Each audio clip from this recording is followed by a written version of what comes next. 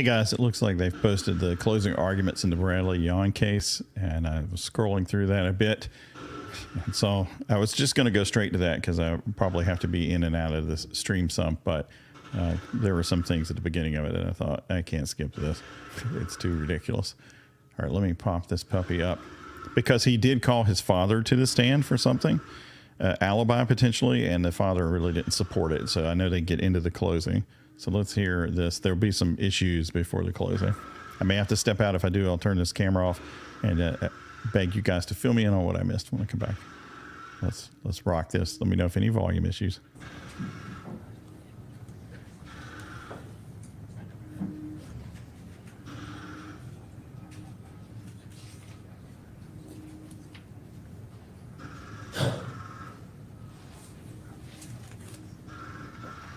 All right, so the guy coming in the yellow jumpsuit here in a second is the father.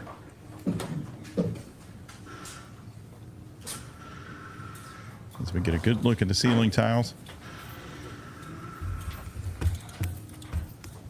Yeah, I'm going to turn this off when I'm not talking because you guys maybe you'll hear the demolition going on outside the house here. To the best of your ability, the clerk's going to swear you in. The stuff they have is awesome. You do solemnly swear that the testimony you may give in the testimony before this court shall be the truth, the whole truth, and nothing but the truth, so help you God. Seat over here to my right in the witness stand. All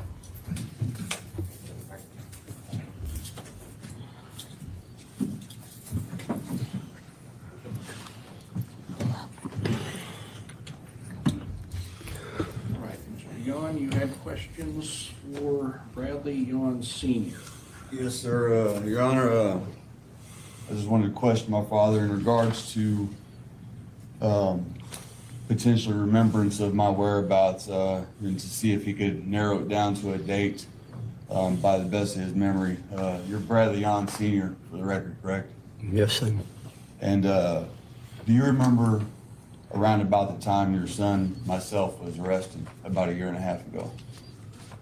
Pretty close, yeah, but not sure on the month dates for sure. Not positive, but I probably get close. Do you remember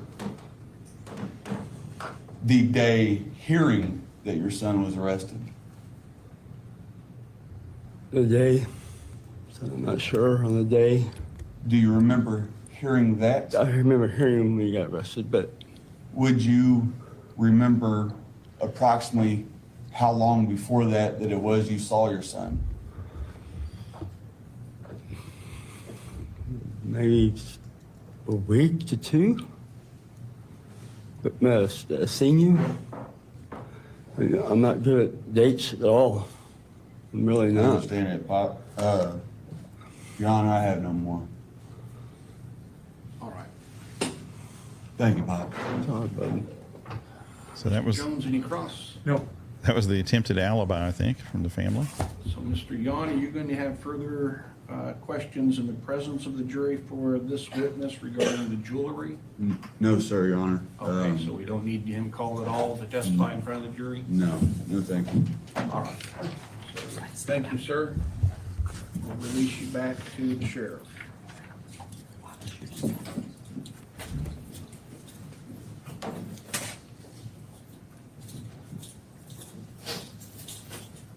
No, Pop.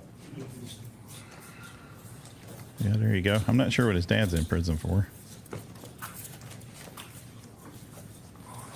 So Bradley Yohn Sr. is not going to be testifying in the presence of the jury. Is that correct, Bradley Yohn? Yes, sir. So who would your next witness be? Ilsa Terrell. Right. And wasn't she your fifth witness? Your Honor, I don't remember, to be honest with you. So why are we recalling her at this time? To speak on a couple items that were,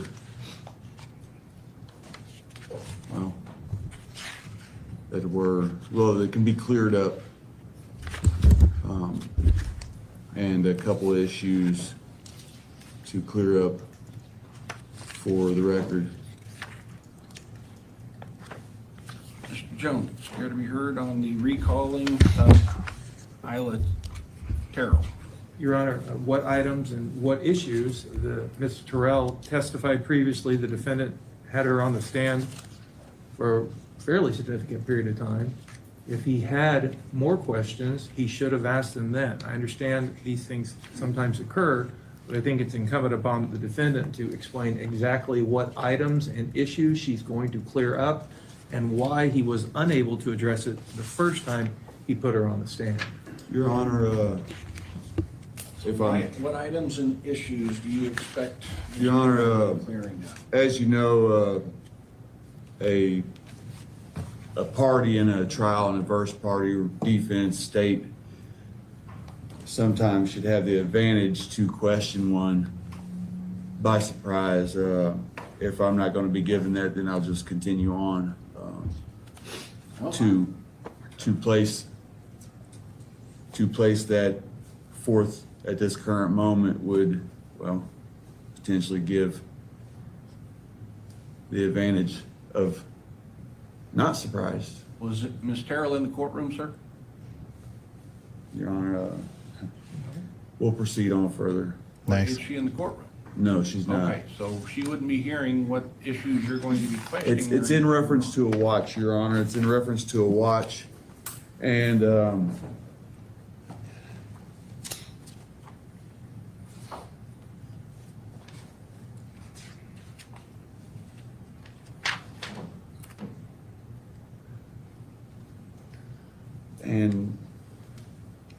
I guess that would be it. I was going to ask about clothing. There are some vital clothing items that did not go into testing and did not go to the lab, were not kept from a sex assault when people went to the hospital. Clothing that could have filtered or could hold DNA matter. All right, and so why didn't you ask Ms. Terrell these questions the first time you called her as a witness? Your Honor, because, well, in a year and a half, in this very complex and extraneous case, I've not had a chance to be prepared for everything, Your Honor. There's a lot more than anybody in this jail, probably all of them combined in their cases, Lord have mercy. that I had to go through in this case. And in the last year, most of that's been in studying law and looking at case law from prior times. I've bounced back and forth through discovery issues and case law and tried to handle a bit of everything at the same time, but I've not been able to narrow down every detail to come here to court.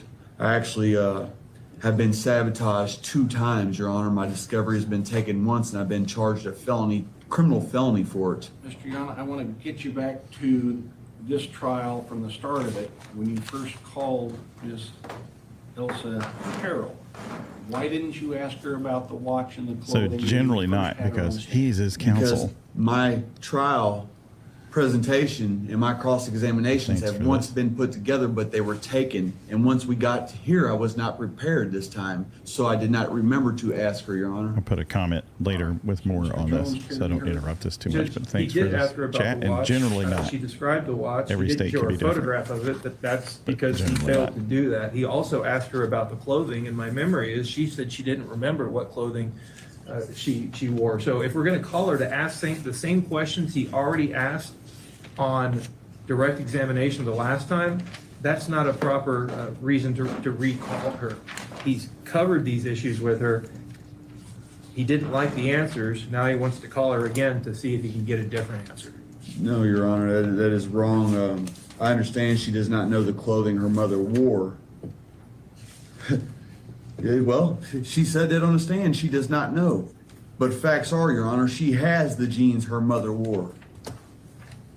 She has them, as stated in her statement. She still has the jeans mother wore, and they were soaked with blood. Some true So- colors coming out here, huh? Perjury, Your Honor, if that's the case, she does remember. She still has them at home. Huh.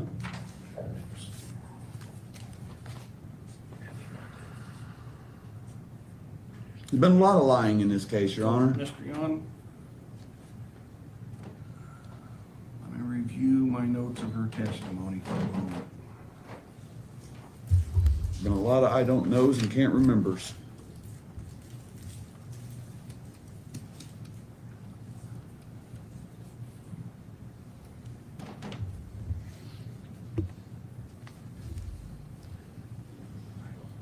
Going to come back to this 'cause, like I say, generally not, but I was looking at a little bit of law while he was running his mouth, and yeah, there's some circumstances if within the scope of the representation the person's terrible or whatever, you might have some kind of claim, but generally, your main right is either to have representation or represent I yourself. still have CL's There could be pants from exceptions. that I'll night, put more into comments later. and that CL was bleeding a lot. And that she did not know if she was bleeding through her clothing. So you've already covered that topic with her. You've already asked her about, CL wore a watch daily, gold with a black face. Didn't recall if there were any diamonds in it. Yes, She sir. was showing Defendant's Exhibit 26, which she identified as CL's watch and bracelet. So you've already covered those topics with this witness. Mr. But was Yohn. she showing 39, Your Honor? I don't know. I have that you showed her Defendant's exhibit number I just gave. So you've already covered these topics with her. This guy's a huge whiner, that's for sure. So I'm gonna uphold the objection of the state. I haven't heard a reason why you should be allowed to recall this witness, having already gone over those topics with her. So who would your next witness be? Your Honor, I guess I'd rest. Do you intend to Okay. testify? Excuse me? Do you intend to testify? If the state shall want to ask me a question, I have nothing to hide, Your The Honor. state can't call you as a witness, sir. It's on your choice. If you wish to testify, you would have to be presenting yourself, and then they would be cross-examining you. Talking to the standby dude. I'm going to post some law on that in the comments. Once this is over, in the regular comments, I'll post the whole thing. It's a complex area of law, like most areas of law. I don't think he testifies because I think this closing argument comes up, but we'll see. I was just skimming it a minute ago. I'm not sure because it's quite long, but there may be jury instructions or something at the end of it. I don't know.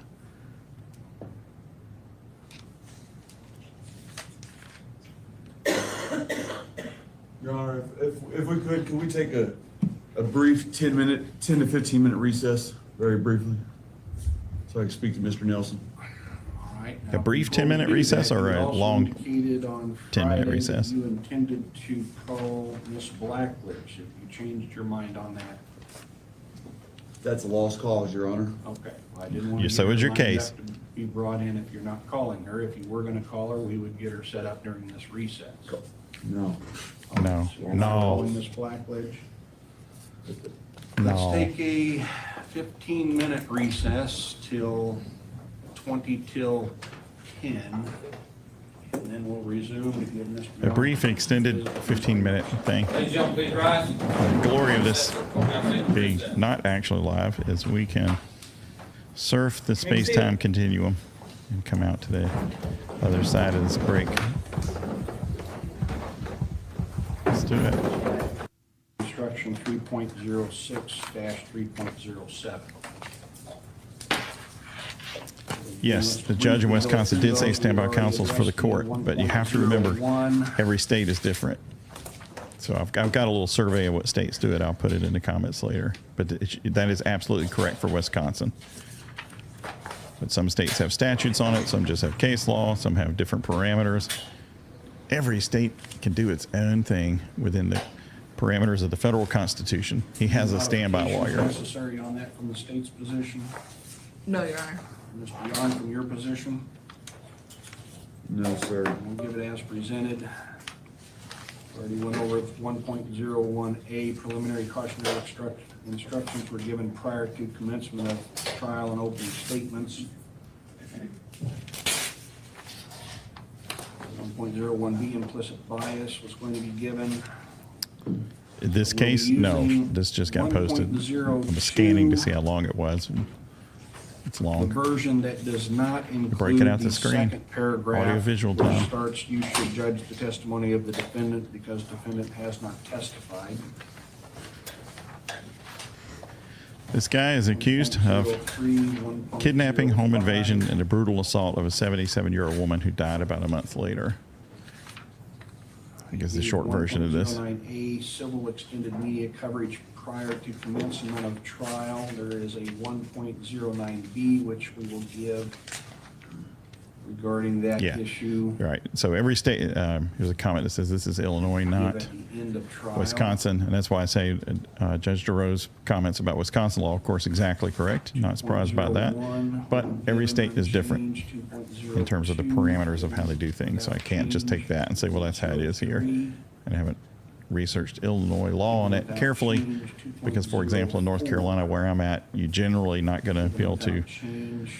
complain about ineffective assistance to standby counsel if you did have it, but there could, our Supreme Court has carved out certain instances where something could be brought up. 3.06 You see what I'm saying? With 50 states like that, who knows right now? But I will look it up, and I will put it in the comments later, as well as a survey of the law for those interested. It was a really good question. Mr. Jones or Mrs. Keck, are you aware of any evidence that contained defendant's statements? Your Honor, the only statements that we were referring to, which is why we prepared this with instruction, were the statements that he had made allegedly to the victim.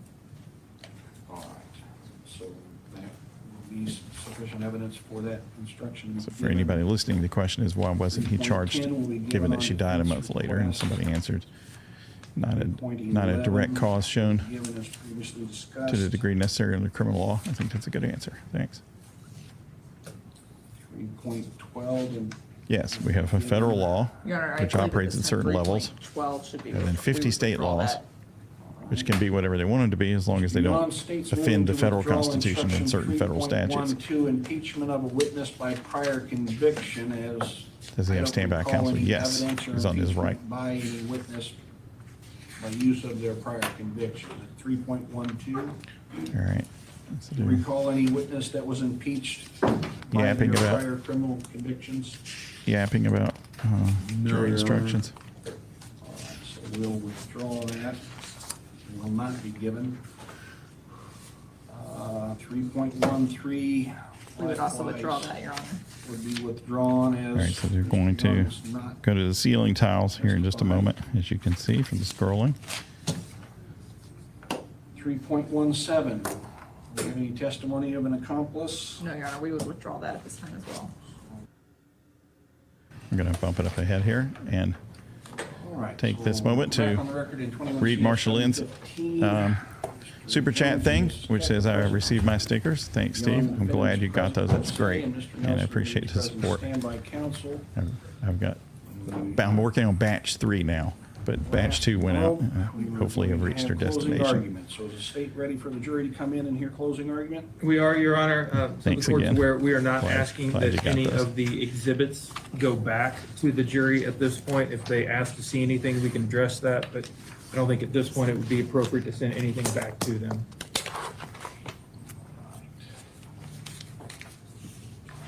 So, Mr. Yohn, you prepared to have the jury come back and hear closing arguments? Yes. Yes, sir. All right. Have the bailiff bring the jury in, please. And while they're doing that, Marshall Lynn is talking about the member stickers, logo stuff. So that's fun. Appreciate everybody who got those. Where can I get these stickers? Right now, if somebody's a member, I just eat the cost and send them for free around the world. Sticker batch 1, hopefully it'll be, it looks like the little logo thing I got up here. Comment, I thought it was bad enough in the UK with English, Welsh law, Scots law. It is bad enough. And due to the revolution that we had, we took all of what was bad about what you had and it made it even more confusing. So that's the net result of the troubles that we had between us. We didn't make it simpler.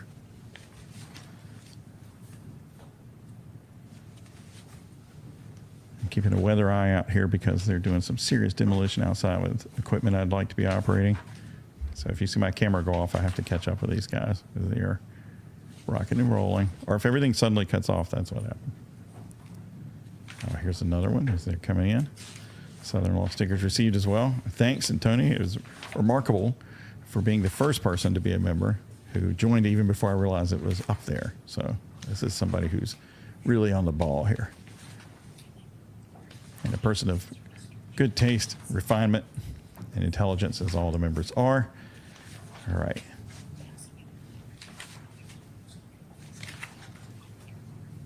Okay, we got some intel here from Muddy River News. The jury getting Jimmy John's for lunch and $12.50 per day plus mileage. The mileage is sweet. All right, let's see here. Sealing Or panel reasonable time. inferences to be drawn from the evidence, Oh, you should Lord. disregard the statement. Jury You are instructions. to rely upon your own recollection of the evidence. After you have heard the arguments, I'll instruct you on the law, and then you will retire to the jury room to consider your verdicts. Mr. Jones, Mrs. Keck, you prepared to argue? We are, Your Honor. All right, if you would do so. Thank you, Your Honor. May it please the court. Here comes the state. May it please the Ladies and court, baby. gentlemen of the jury.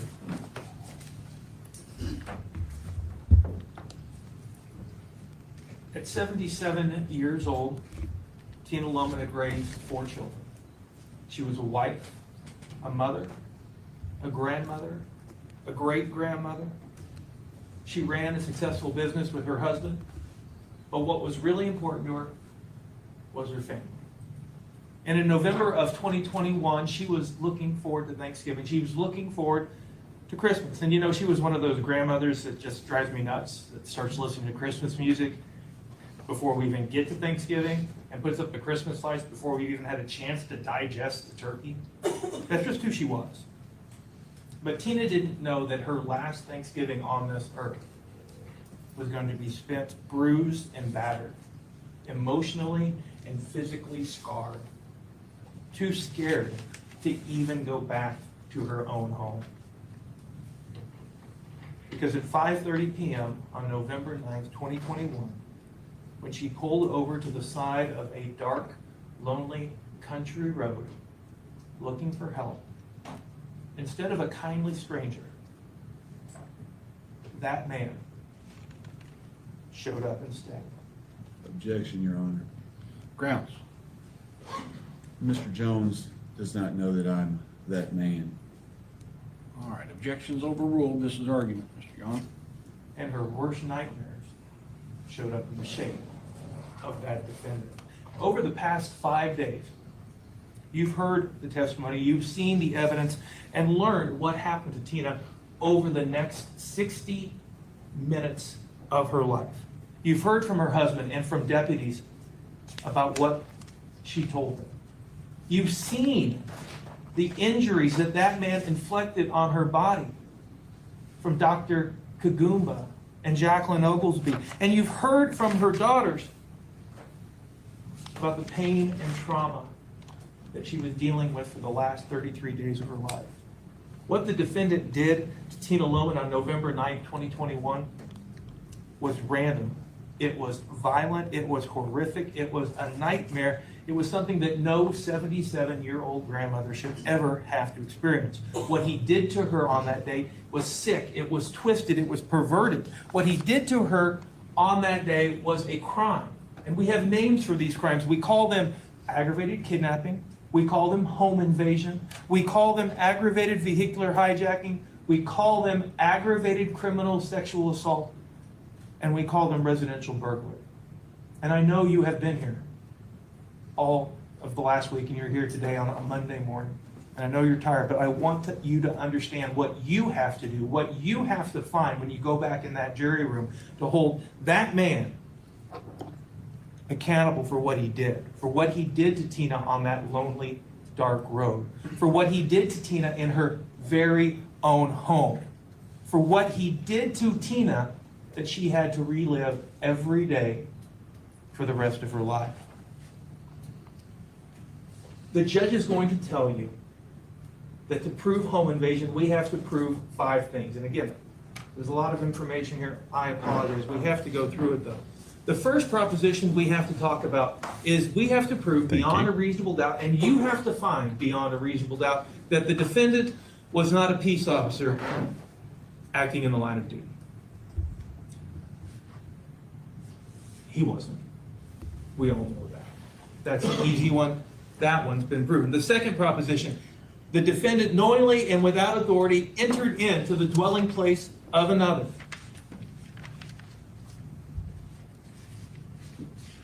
We saw the photos of the door. We saw what he did to the door. We heard what he did to the door, how he kicked in that door. We saw the shoe prints. We saw the damage that he did to the door. We saw his footprint inside the residence. The shoe print that exactly matched the shoes he was wearing when he was arrested just a day later. We saw his DNA on the safe handle. There are 50 people in this room. We could multiply that by 4, and we would still expect to only find one person with that same DNA. Shoe prints, DNA, his DNA on her bloody Depends, on Tina's bloody Depends. We could multiply the number of people in this room by 6 and find still only one person with that same DNA. That doesn't sound that great for normal DNA odds. And Whatever. his fingerprint But he did it. on the can next to Tina's blood. Did he enter the residence? Has that been proven beyond a reasonable doubt? Of course it has. Did he know or have reason to know that one or more persons was present? He chased her in. Of course he knew that one or more persons was present. That's been proven. That the defendant or one for whose conduct he is legally responsible was armed with a dangerous weapon other than a firearm. You may be thinking to yourselves, well, we know that he had an accomplice. And maybe the accomplice had the knife and he wasn't holding the knife. But the fact is, legally, it doesn't matter. Legally, if his accomplice held the knife, he is just as responsible as if it was in his own hands. And what did Tina say? They threatened me with a knife. They told me they were going to kill me. Legally, if he Objection, aids, Your Honor, hearsay. Overall, if he aids, abets, agrees to aid, or attempts to aid another person in the planning or the commission of the offense, you're just as responsible. In other words, in for a penny, in for a pound. Doesn't matter who held the knife. They're both responsible. And we saw that knife. And Tina told us about that knife. She told her husband, she told the deputy, she told Jacqueline Oglesby. And you heard that evidence. That's been proven beyond a reasonable doubt. The fifth proposition, that while armed with a dangerous weapon other than a firearm, that knife, the defendant or one for whose conduct he is legally responsible used force upon CL, a person within the dwelling. You know, somebody once told me a picture is worth 1,000 words. That picture shows you exactly what was done to Tina Lohman in her own home. She was bleeding from her lower body after that person shoved his penis inside her again and again and again. He left her bloody. He left her bruised. You saw those photos of the inside of her vagina and what he did to her. Did he use force on her? You're damn right he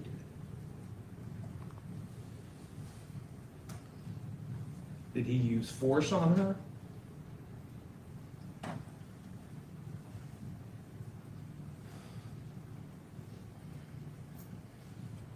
Did he use force on her? he sprayed carpet cleaner into her mouth and all over her body.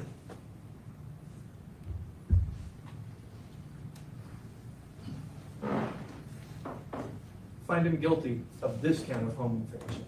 Each of those elements has been proven.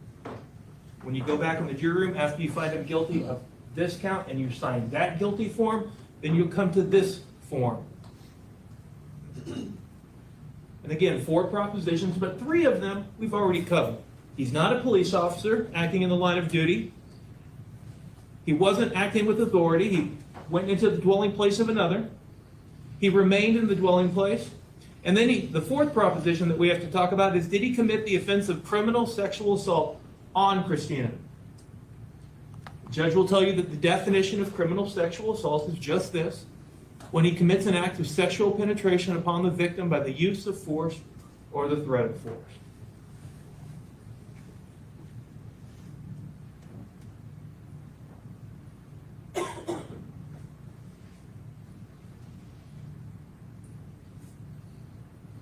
We know what he did. Find him guilty of that count of home invasion and sign that verdict form. Then you'll come to the count of aggravated criminal sexual abuse. Again, there are 3 propositions, but guess what? The great thing for you guys is we've already covered every one of them. Did he commit an act of sexual penetration about CL? Yes, he did. And we saw the photos, and we heard the testimony, and we saw the results. The act was committed by the use of force or the threat of force, and that CL, Christina, did not consent to the actual sexual penetration. We've heard that evidence. It's been covered. I'm not going to show you the photos again. You know. And did the defendant or one for whose conduct he's legally responsible display or threaten to use a dangerous weapon other than a firearm? The knife. They threatened to kill me. They held a knife to me. Find him guilty of that count and sign that verdict form. And then move on to the next crime that the defendant committed on November 9th, 2021 to Christina Loman, aggravated vehicular hijacking, because he took a car from her, took a motor vehicle from the person or immediate presence of CL. This car where we found not 1, not 2, not 3, but 4 fingerprints and palm prints, all matching the defendant. The car that we saw him driving in Hannibal, Missouri. The car that belongs to the keys that were found in the purse that he was wearing when he was arrested in Springfield. And the purse that he had around his shoulder when he was on that video in Hannibal, Missouri. Did he do so by the use of force or threatening the imminent use of force? We've already covered that. We talked about it in home invasion. Did he use force? Absolutely, he did. And finally, the 3rd proposition was Christina over 60 years of age. And we've heard that testimony as well. She was 77 years old when this happened. And 33 days later, she died. After you find him guilty of that count, move on to the next verdict form. Residential burglary. Again, the great thing is we've covered most of these propositions before. Did the defendant knowingly enter the dwelling place of another? Did the defendant do so without authority? We've covered both of those. Those have been proven beyond a reasonable doubt. The question then becomes, did he do so with the intent to commit a theft therein? He stole her purse. The purse that she was wearing, he was wearing it less than 2 hours after he did those heinous things to Tina. And inside that purse that he was wearing were the keys to the car, her jewelry, a check made payable to Tina, and her voter ID card.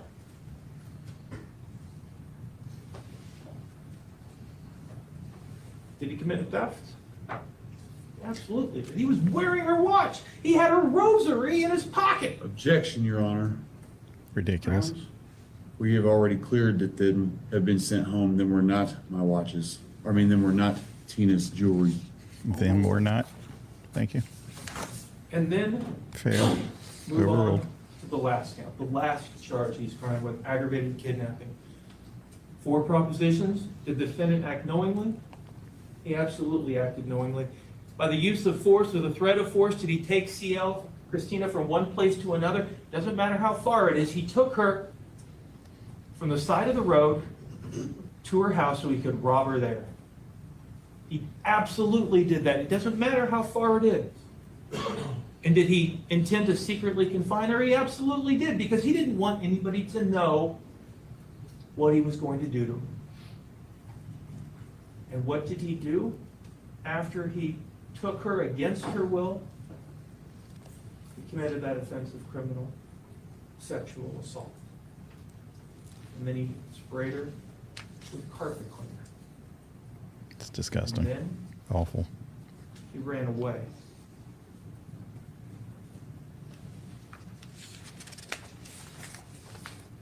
On November 9th, 2021, the defendant stole a car from Tina Loman. He robbed her of her jewelry. He violently, sexually assaulted her in that car. Then he kidnapped her and took her to her very own home because he wanted more. He wanted more money. He wanted more jewelry. He wanted more of what he did to her in that car. And when Tina was able to briefly get away, that man chased her down, kicked in the door, and came after her again. He robbed her again in her very own home.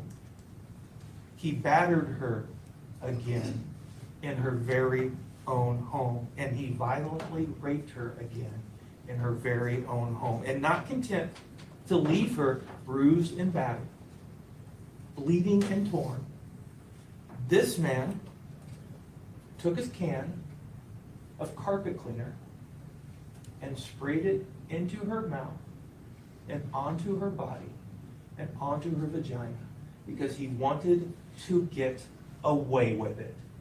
Mm-hmm.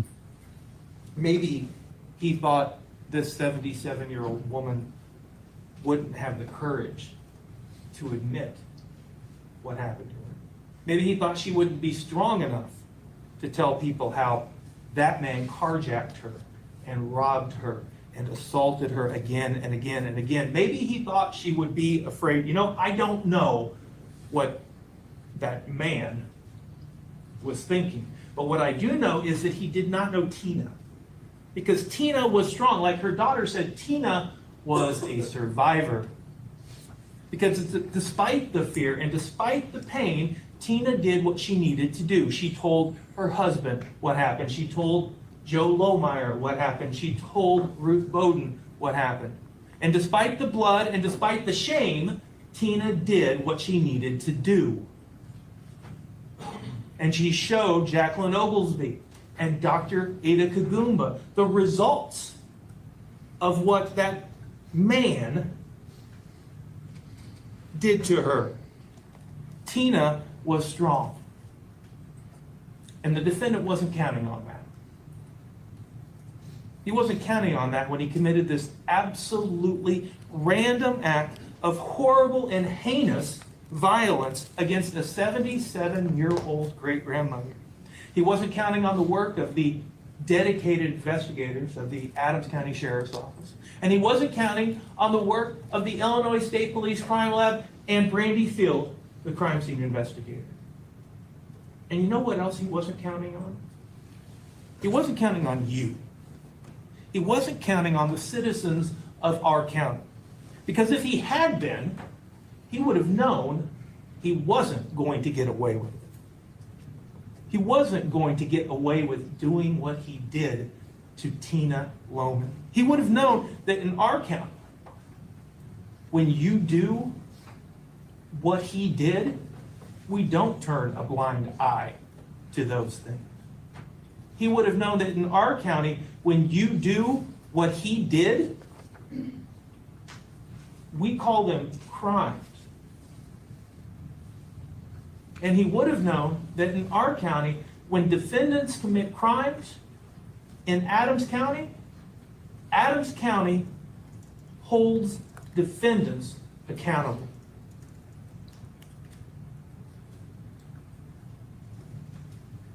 Find that man guilty of what he did. Well, that is pretty short. We'll see the disgusting defendant Thank you, Mr. Completely Jones. prejudged Mr. by Young, me. care to make any closing argument? make his ridiculous Yes, I do, argument. Most definitely, Your Honor. Most definitely, Your Honor. Ladies and gentlemen of the jury, today we're here on some sick, heinous matters. Matters that if I were that person, I wouldn't care if I was a prosecutor or not. I wouldn't sit here and call the defendant a man. I'd call him a piece of shit. Excuse my terminology, Your Honor, but I'd call him a piece of shit.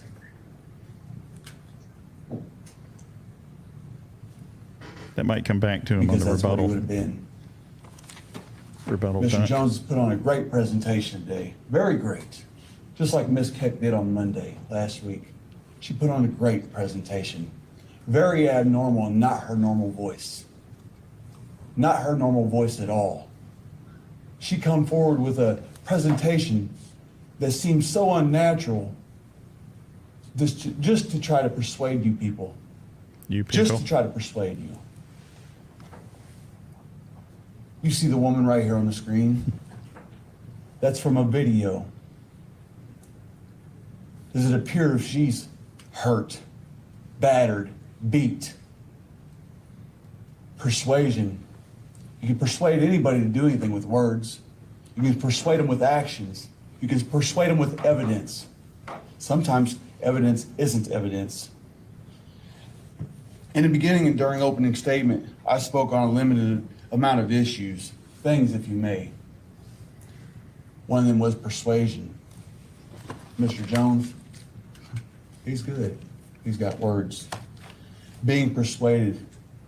People often in life persuade others, as I said, with words, actions, evidence. They also persuade people with lies, deceit, vindictiveness, falsities. They try to place theories together and put stories together and embed them in the minds of jurors such as yourself or people out here in the community. You see Mr. Jones here repeatedly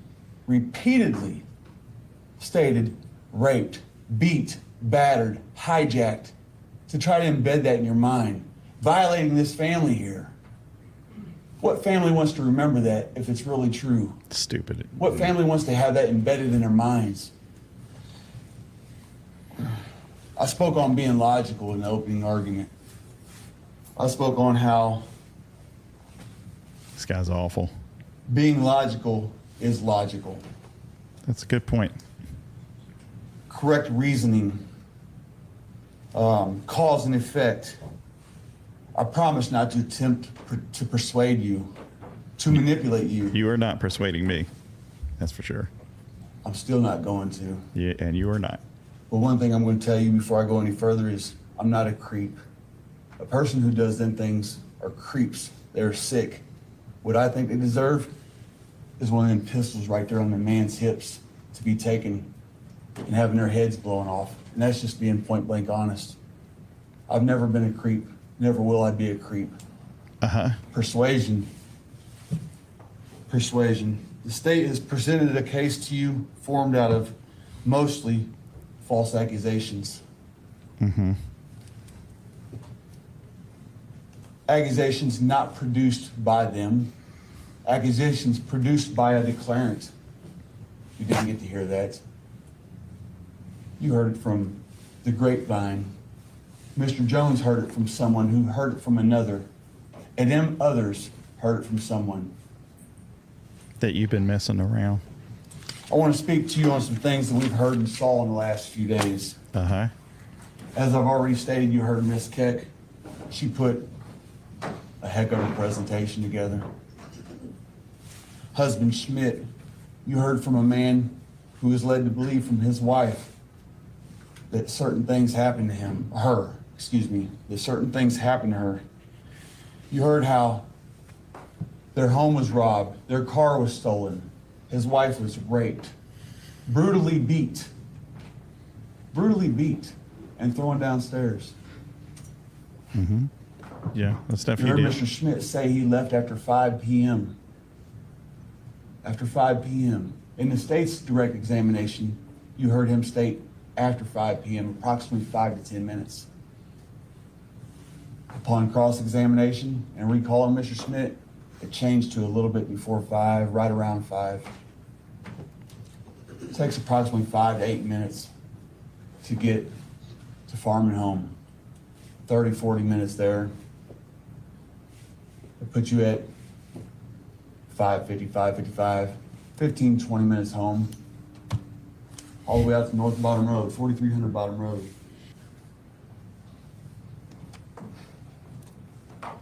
Put you after the time of 911 call. And that's a fact. Looks like a chainsaw You didn't see that though. behind the DA chainsaw You case. heard Mr. Schmidt They could use that state for he was in quick his sentencing. garage. And he made this call by himself. By himself. At the opening of his garage. Is exactly what you heard. You heard that from Mr. Schmidt. But did you not hear the facts though? There was another person on that phone call. It wasn't by himself. It wasn't by himself at all.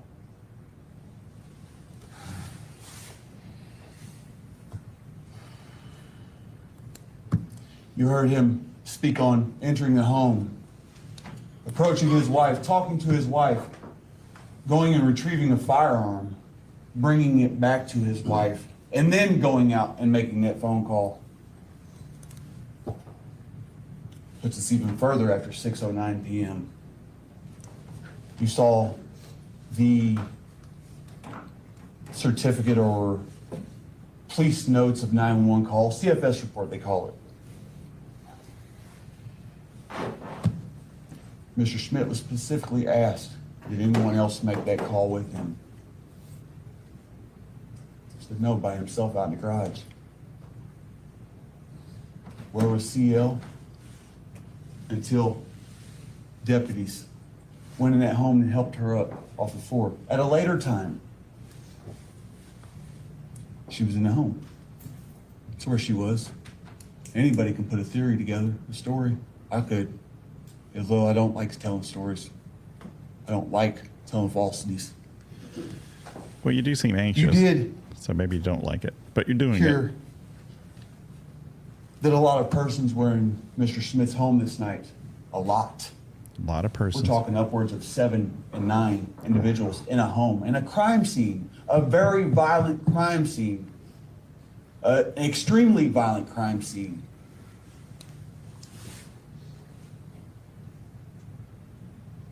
Deputies didn't secure that.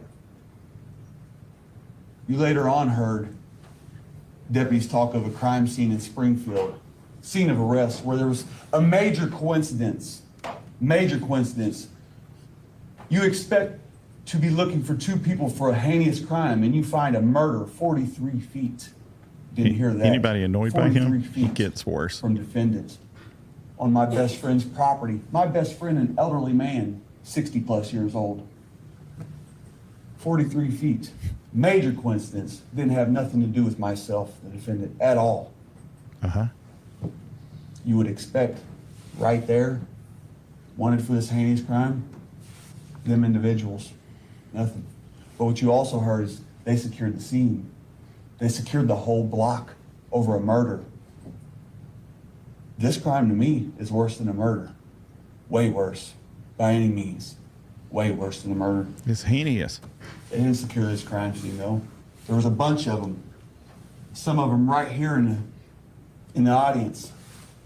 Just walking freely through the scene. There was some right over here, just walking freely through the scene, looking for clothes.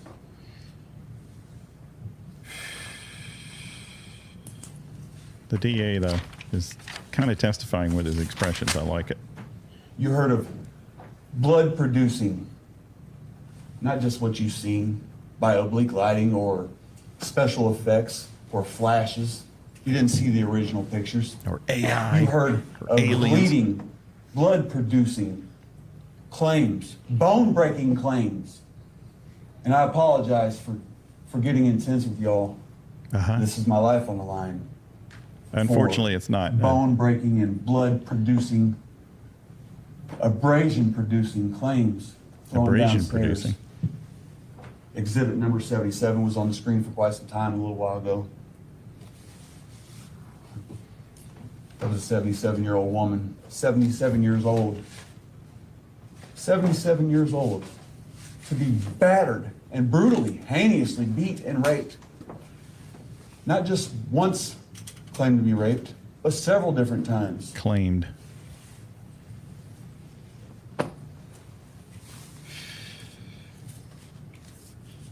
You heard about that woman CL being lifted off the floor to a couch.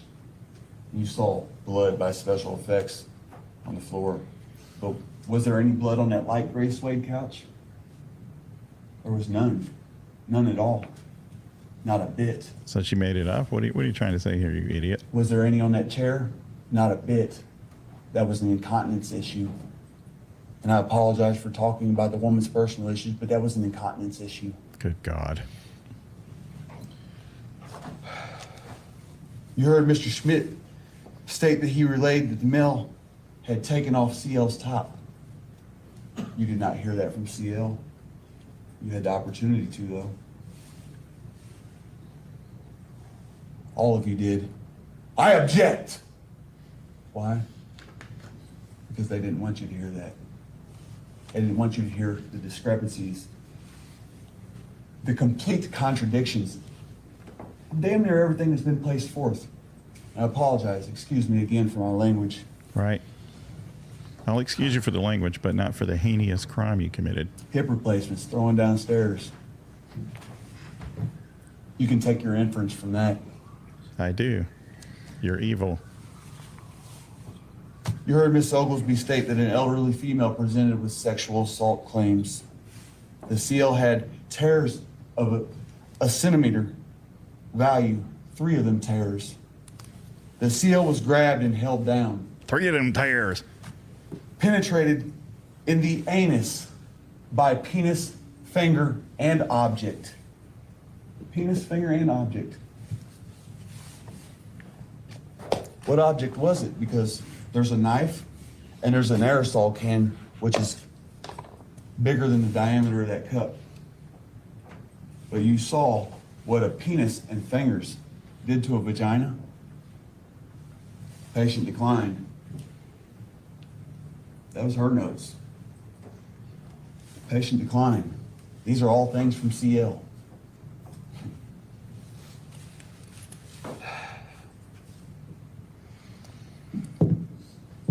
A whole floor, she was throwing down, brutally throwing down floor from one level to another. It appeared to be brutally throwing down a set of stairs, tumbled down a set of stairs in Exhibit 77? No. Why? Because they were lies. That's exactly what they were. Husband Schmidt, excuse me, I apologize. You heard Nurse Ogilvy's documentation. You saw it, I'd hope. 3 bruises. 3 bruises. After being physically beat. Descriptions that a doctor after her you did not hear contradicted. You heard how this assault was at 5:28 p.m. And the admittance to the hospital was at 1943. 5:28 or 5:30 as Mr. Jones says, to 7:43 p.m. The admittance time. The exam time started at 10, approximately 10, 9:40 p.m. You heard that from Nurse Oglesby.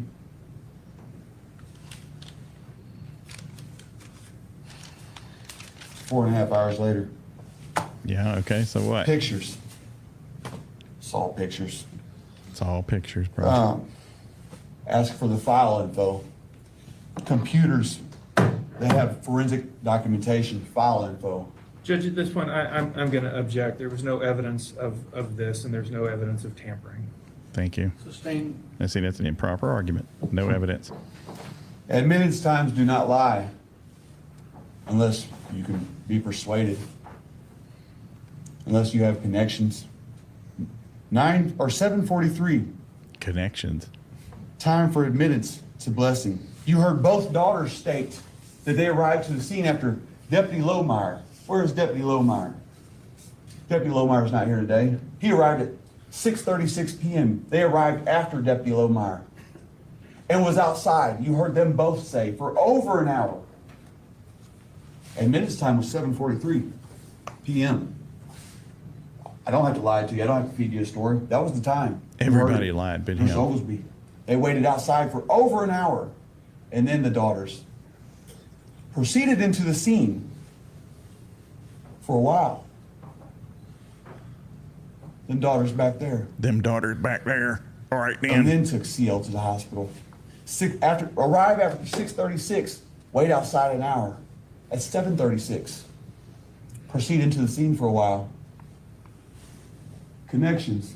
Defendant I was Sling from the Blade hospital will at confine himself to the 7:43 evidence. p.m. They were sure about them times. They were sure about waiting for over an hour. One even said an hour and a half. When you have money, you have connections. Judge, I'm going to object again. Yeah, There's no seriously. evidence of that, Stupid. and frankly, his fanciful tales are getting a little tall. There, I'll sustain, and there's Sustain, no evidence Brian. presented to support that argument, Mr. Yohn, if you would continue with your argument. All right, then. they say there was no evidence. 743 is on the documentation. Right. All the times are in the documentation. The daughters presented evidence right here on the stand. Yep. They were sure about it. They weren't sure how long they were in the scene, but they were sure about being outside for over an hour from 4300 Bottom Road all the way Uh-huh. to that hospital. Right. And you've been at the scene for over an hour after 6:36. I'll just leave it there. Yes. Leave it there. You- And let's leave you in jail. Heard via Nurse Oglesby the fact that CL, a 77-year-old woman, was still having consensual sex. That was on the documentation form too. This But guy's Mr. awful. Jones objected to it. It was on that form. Nurse Oglesby read it off. Via the vagina. And in the last 3 days, outside of assault. 77 years old. We all know it's common knowledge, once you pass a certain stage and age in life, you don't secrete lubricants naturally. Oh my God, this guy's awful. The DA is thinking what Where did the everyone is marks come thinking. from? Where did marks With come that from? consensual sex in the last 3 days. You heard what CL was supposed to have relayed to that nurse, but you did not see the statement. You did not hear it from the person who spoke these claims originally. Fire up the chainsaw Next, bailiff. you saw a gas station attendant appear on the stand. A gas station attendant. And attest to a gas station video at 8:03 p.m. and later. Okay. You heard him say that he saw a plastic bag. Who told him to say that? Because he clearly stated after cross-examination that he wasn't sure. Just a bag. Who told him to state that a bag that was not in defendant's possession at the time? Bag of jewelry. Mr. Joseph stated he didn't exit that gas station to see the emblems on that car. I won't concede that. I won't deny the car. Yeah, How this did is I pretty get in it? terrible, huh? You didn't get to hear that.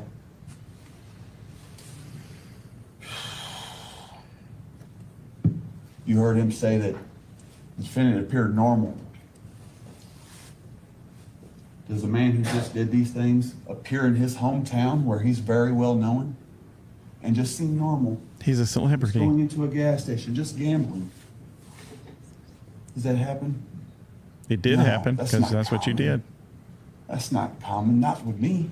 No, just this once, That's hopefully. not common. People don't just do that. I don't do drugs. I don't get high. I don't lose stability. Sergeant Lohmeyer I don't stated lose in stability. response to a car hijacking, he went to the scene. 18 years on the force. And I apologize. I'm going to take a little while. because this is my life. Sergeant Lohmeyer stated 18 years on the force. The details, I can't remember. I don't recall. Okay. Could not remember who arrived on the scene.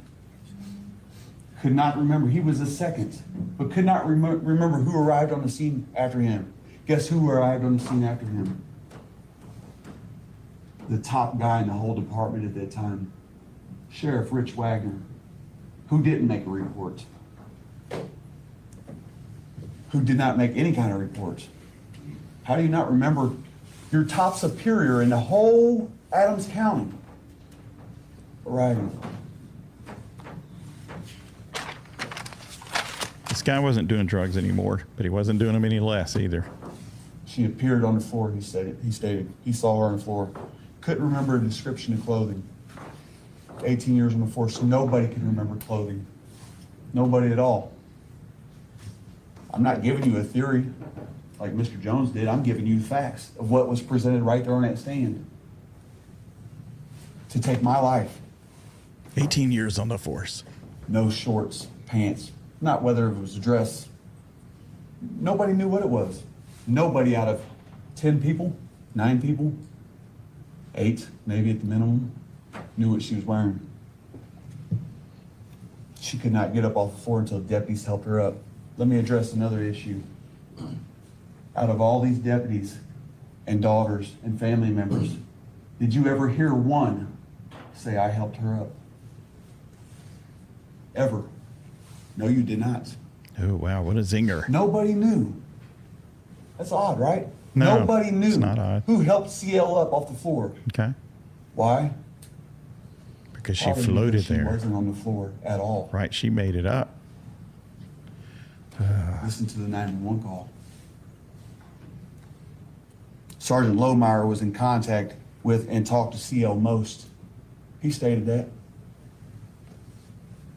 Everything Sergeant Lohmeyer stated to come from, and excuse me for my analogy, but the horse's mouth, the person who spoke this,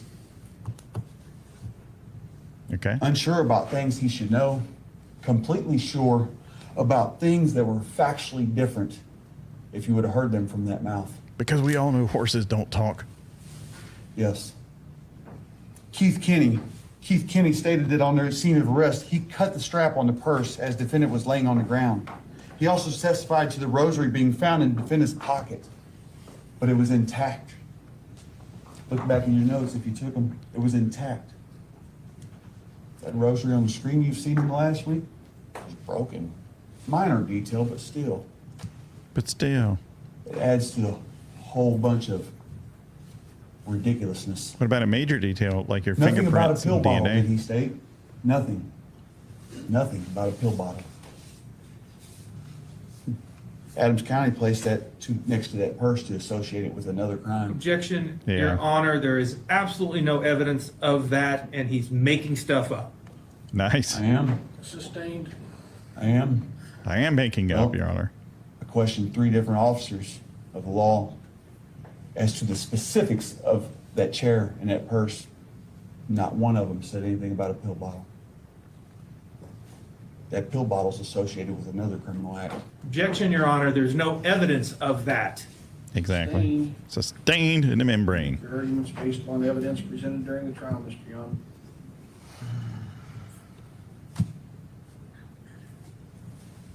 CSI Field, where's she at? She's a very intriguing woman, He's intriguing. investigator. Mysterious. I loved how she pulled out that laser. Did you love It it? almost placed a smile on my face. Probably one of the most honest people here today. However, Certainly she more than stated you. That's true. that she only entered 1 footprint. Objection, Your Honor, that's not what she testified to. Into evidence, Overrule the objection, it is argument. that was a Reebok footprint.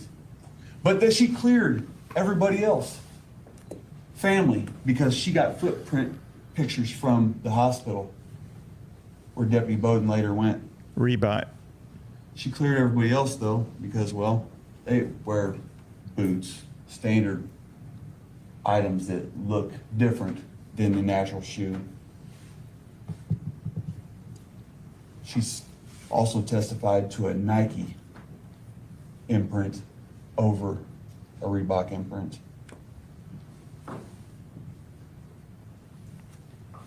About that laser. Don't leave that She hanging, looked for man. fingerprints with her oblique lighting Oblique. and high technology instruments, finding none in the whole scene. She found none, not one.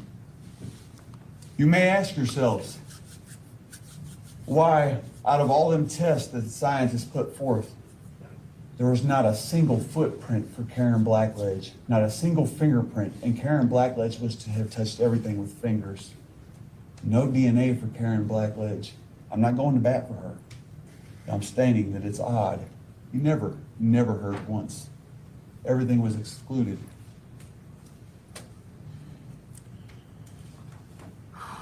Nor did she find any DNA when she swabbed, but for one place, a safe. A safe handle with two contributors. Assumed contributor CL. Other contributor alleged to be myself. Mm-hmm. That's what the reports say. Okay. Evidence, as they say. As they The say. man who always touches this safe is sitting here in the audience. Always. He's stated by many to be the only one to touch this safe. That the kids normally don't touch it because it's covered by a partition or a wall of some kind. The only man who ever touches this, and it's built into a wall, as you saw, in a basement. What's the likeliness that he disinfects, cleans, wipes it every time he touches it? Guess what you also heard? His DNA wasn't there at all. Not at all. That's odd, right? Very odd. I do give him credit. This argument seems to fool a lot of people in many contexts. But I don't think it's going to work here. You heard it. Mysteriously not there. What's the answer to that one? An objection? Ms. Field, as I stated, she was a unique, intelligent, crafty individual. I loved it when she pulled that laser light out. Crafty. Commend you, Ms. Field. Sweet laser. Investigator Shoney here testified that he was called for to 4300 Bottom Road. The same details that everyone else could attest to. Home invasion, criminal sexual assault, kidnapping, titles. He couldn't attest to clothing that the declarant was wearing. He couldn't attest to the order that other deputies come in. You just need some agua. Regroup, bro. And nobody knew anything about deputies and their orders or anything of such. Just knew about titles. What Investigator Shoney could do, he could tell you the exact denomination value and the amount of bills in a bag, in a purse, not a bag, excuse me, a purse found at the scene of arrest. He ran down denomination values and the exact count on that stand, but couldn't tell you details of things that should matter in law enforcement. Like your DNA on a safe? I agree. That's what's really important. What Investigator Shoney did was a search and seizure of evidence at 1906 Cornell. He couldn't attest to a scene that he was at 6:58 p.m. on 11/9/21. I don't remembers. I don't calls. They were in abundance. And you yourselves heard this stuff on the stand. I don't remembers, and I don't recalls. Investigator Miller, she arrived at 7:18 p.m. Then later stated that she observed Timothy Schmidt in the garage calling credit card companies, disabling cards.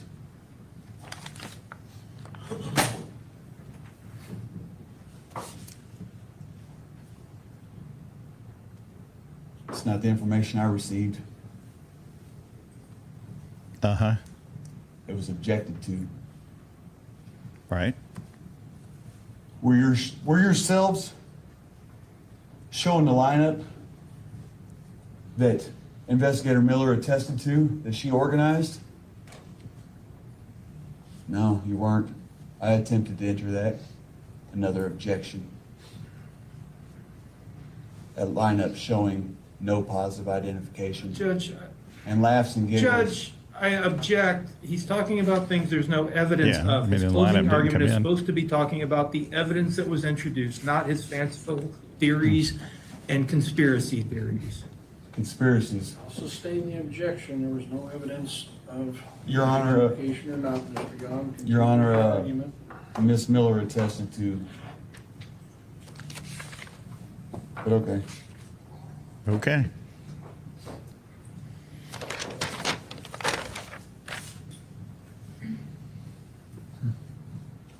Forensic scientist, a footwear expert, given one shoe brand as stated a while ago. She wasn't given that Nike brand or that impression. No one else in the scene wore Nike shoes that were of knowledge of. None. Not even the person who admitted to being there, who's already been sentenced to 40 years.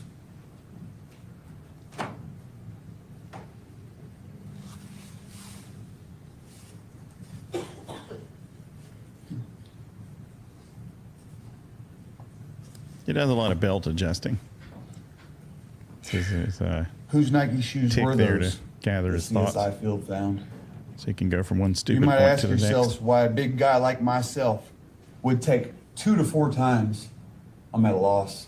2 to 4 times or whatever it was. I believe it may have been 3 or 4 to kick a composite wooden door in. Not me. No, you do it. When I break into somebody's house, I kick Not it in me. at one time. I build homes. I build them. I know what real doors are, real wooden doors. I know what composite wooden doors are. That door wasn't taken 3 or 4 times with me. How many Wore doors have the you kicked shoes. through? Macy Juski, a DNA analyst. Every test before this woman, you heard her state, excluded myself. Every single one. Every single one that was attested to on that stand excluded myself. And that was a fact. I asked her to read them off. Dexter McIlhenny excluded myself. She spoke of how they passed their test with 100% surety. How tests cannot be false.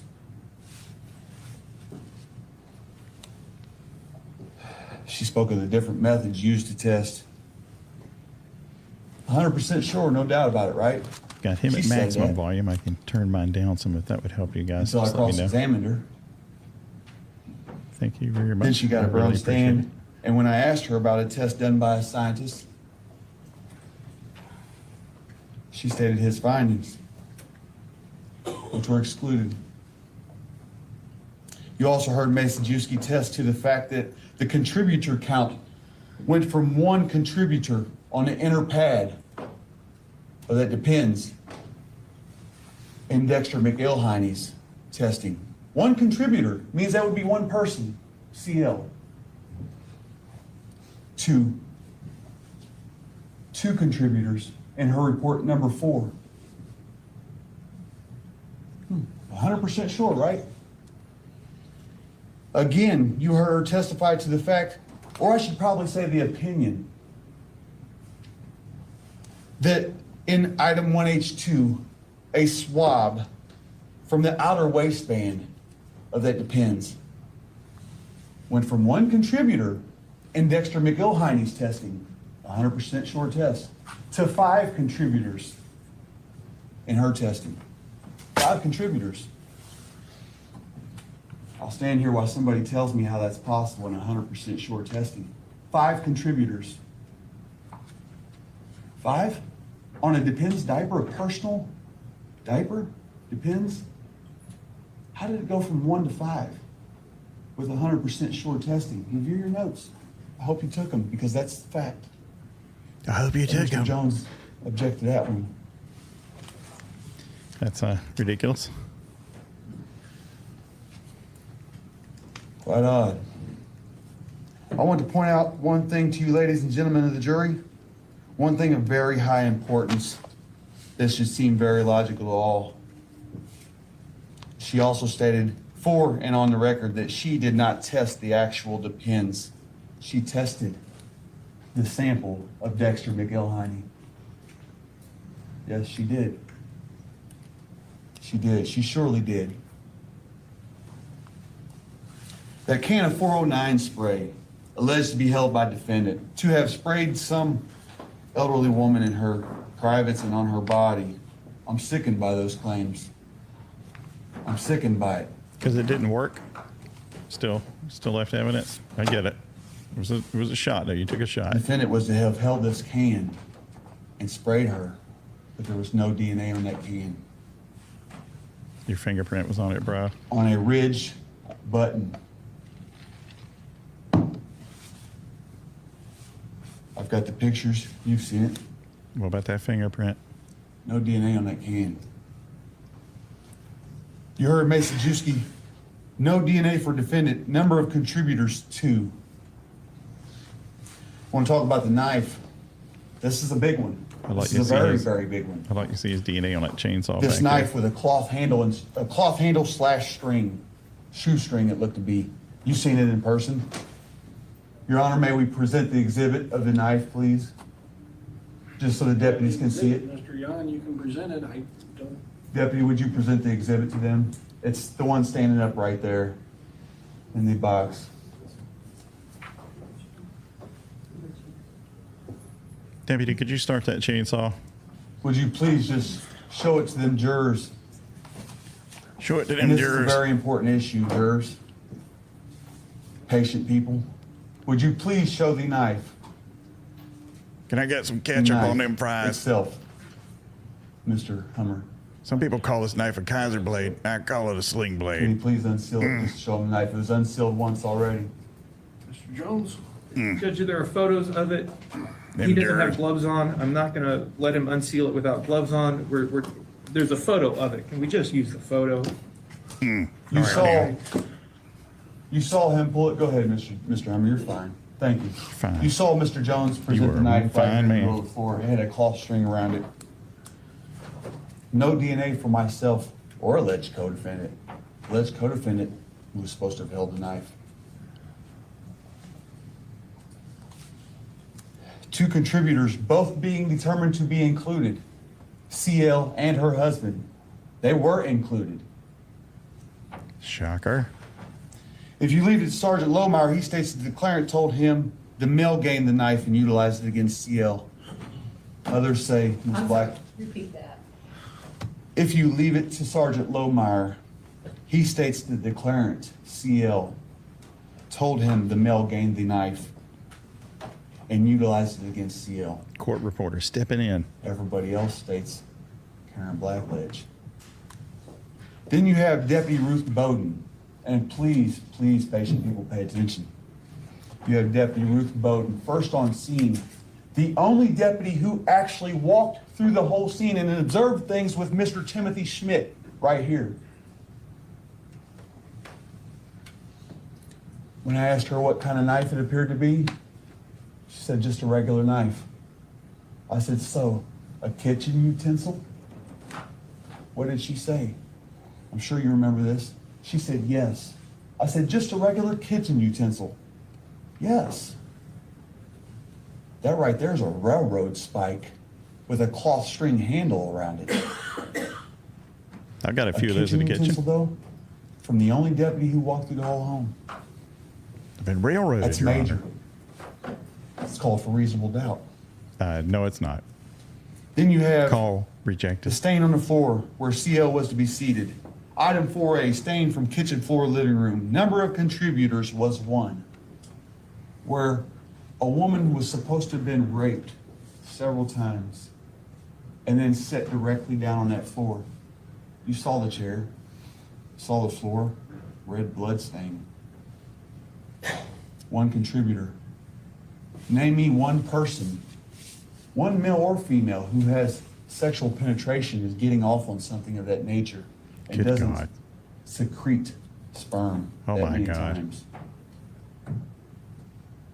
Or after that many times. One contributor to that stain.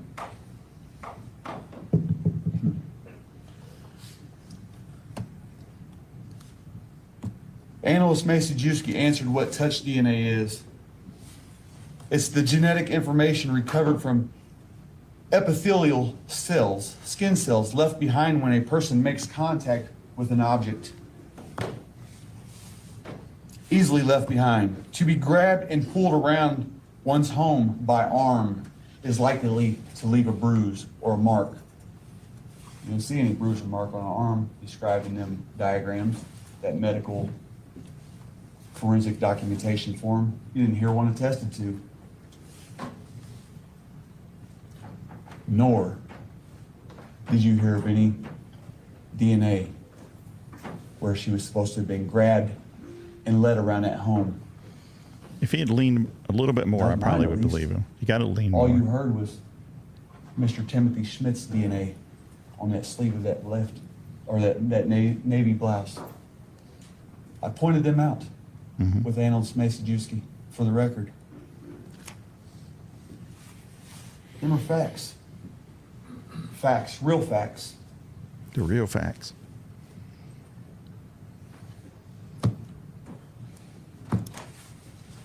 You didn't hear a very important fact. I waited for the state to place forth. Judge, I'm going to object. If the jury didn't hear it, it's not evidence and you can't talk about it in closing argument. Booyah. Overrule the objection. What? Mr. Cohen. All right, let's see what he's got. Judge overruled it. You know why? Because I think he knows what I'm getting at. You did not hear the fact what? that there was no DNA in or on that woman. None. After being penetrated,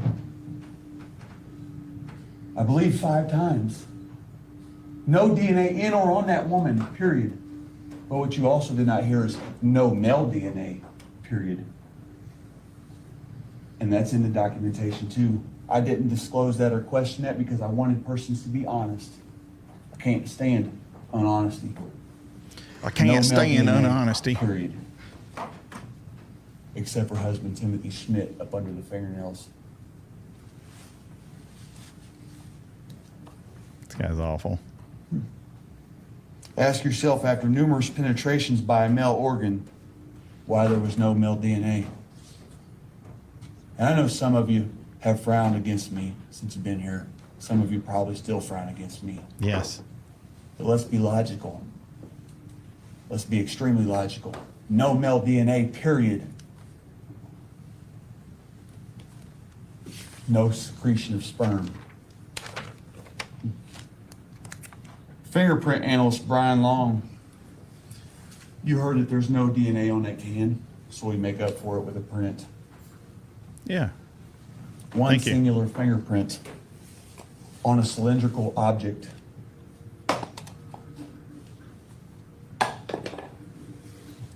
I asked Mr. Brian The law Long, of gravity, Your Honor. I move for a mistrial. did he observe for streaks or smears, such as fingerprints sliding? He said, no, he didn't observe or analyze for that on a cylindrical object. I mean, what if it was square? What difference does that make? What kind of object do you not have Defendant- to hold, you idiot? Our defense didn't receive certain information to analyze it himself. Objection, Your Honor. I apologize, you weren't in here for that. I apologize. Thank you. Sorry, Your Honor.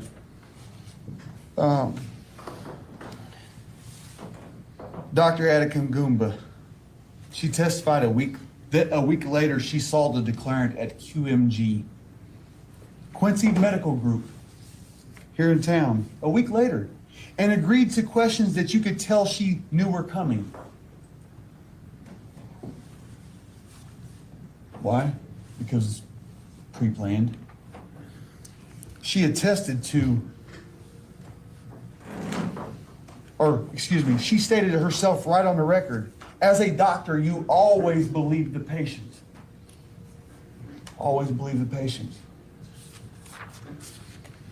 It saddens me. Because I know Saddens. of people who have succumbed to pill habits and almost killed themselves over a doctor just believing them. Doctors are bad too. Them are her words. You always believe the patient. A week later, she could see marks or evidence of a sexual assault. A week later, you saw the markings, 3 bruises. Dr. Attic Goomba didn't testify to the fact that the lower left knee was pigmentation, something that's been on that woman's body for years. I have it. I wasn't able to present it. Oh, well, that's cool. That's called not evidence, you idiot. Them are her words. The And DA this is my life. is biting his tongue off. I ask you, is that logical? To always believe the patient? Most times, yes, but not always. Officer McMahon, you heard Jake McMahon state that there were numerous drawers and cabinets open and a knife left Awesome. right in the middle of the floor. Very awesome. You also heard him state that he did not go into that home. He did not cross that threshold. They can't unless he's invited in because he's a That vampire, knife. ladies and gentlemen. If the end of that table there is the doorway, and that table is about the length of that partition of wall, and there's an alcove here, and a knife is sit back here by a sink, how does Mr. McMahon see these numerous drawers open and this knife sit back here in this alcove on the floor, but never went into the home? You heard him state that. You heard him state that there was numerous drawers open, cabinets. You saw the pictures, did you not? You saw the pictures. One drawer, no cabinets open. It's quite odd, right? It's bizarre. It's a bizarre, yo. Let's be logical. Mr. McMahon didn't know what to say to that right here on the stand. I asked him what spoliation of a crime scene was. Spoliation is like contamination, tampering, altering, moving things around. But like on steroids and That's what that stuff. is. Yeah, Either spoliation the nation. scene was spoliated, contaminated, which we already know is contaminated. Many people are walking through it. Or else the cabinets and drawers just weren't open. The state presented that right there. Themselves, the state did. The ones trying to persuade you of these heinous and sick crimes by myself, somebody who's never been associated with anything like this before. Mr. McMahon cannot see through walls, just like you and I can't, just like nobody here can. What if it has a window? Cannot see through that wall in that picture.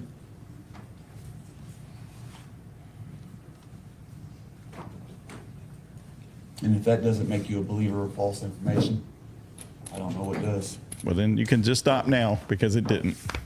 Thanks. Let's get to that Jimmy John sandwich.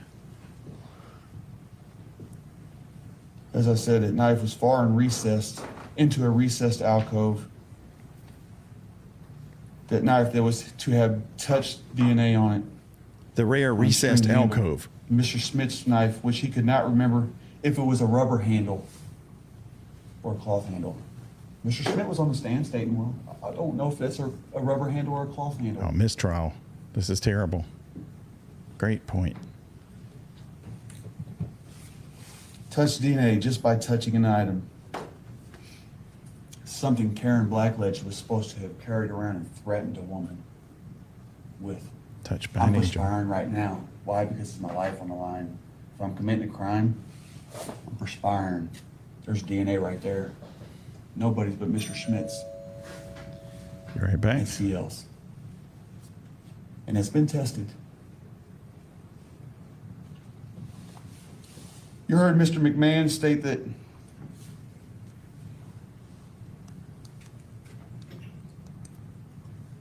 He went to Springfield to the scene of arrest where there just happened to be a homicide feet from myself in place of apprehension. One of the biggest coincidences you will see in a lifetime.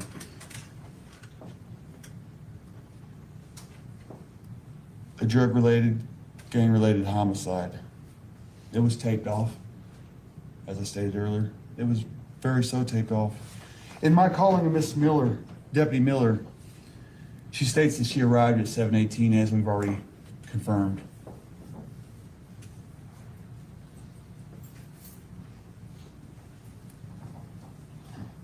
You heard me ask about the procedure and whether officers or citizens are to help an individual identify or give clues to a subject in a photo lineup.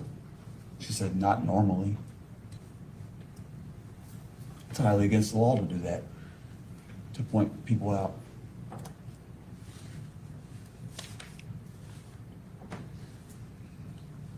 In reference to my jewelry, my rosary, my watch, a complete different watch than the one CL wore. Investigator Back in Miller the game. gave all of us here the answer of, I just processed these items as Springfield gave them to us. Springfield didn't give her them items. Springfield didn't give her anything that I had on me. Why? Because CL cleared them items. Yes, she did. She cleared them items herself. Objection when I asked her to read off that paper. Objection. That was Miss Miller's report. How do you think she come to that conclusion? She obviously had to talk to the person.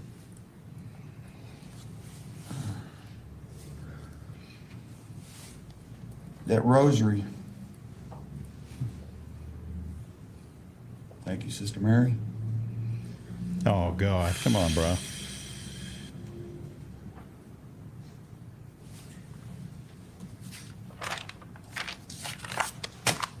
It wasn't CL's, but it was used against me just as all that other jewelry was. Let me tell you something about that jewelry. Excluding the rosary, let me tell you something about that jewelry that was on myself in them pictures that Mr. Timothy Schmidt attested to as being his wives. You asked the state to present them jewelry items to you right now. They never will, but they acted as if they did right here in this room. Promise you, they can't go down to the evidence room and ever retrieve them items. They presented false information to you. I just sit there and let it ride because, well, I had the proof to show you that I'd already released them.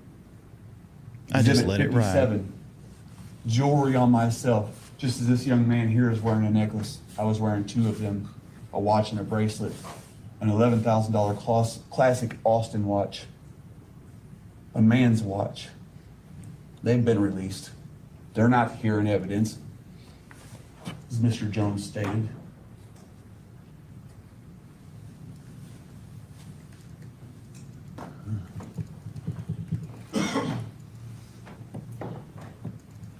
States use exhibits and items that were never in my possession.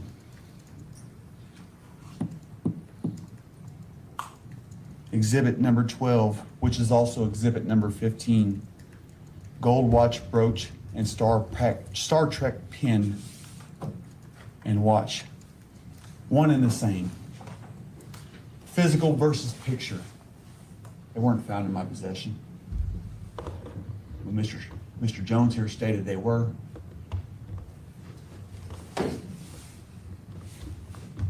Beam me up, Scotty. You jurors heard Deputy Miller when asked about relaying to several individuals a claim of penetration by a can, a full standard size aerosol can. Standard size. Ladies,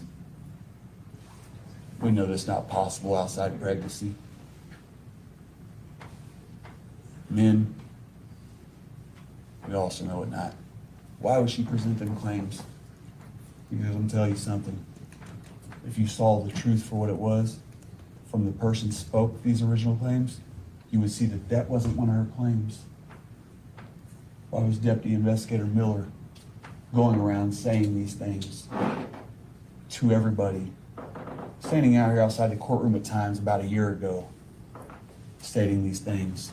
Uh-oh. The ADA is looking over at the other DA. Two other person's family members who said, man, that just doesn't seem logical, and contacted me. People I don't even know. You never once heard a deputy say they relayed that to her. Never once.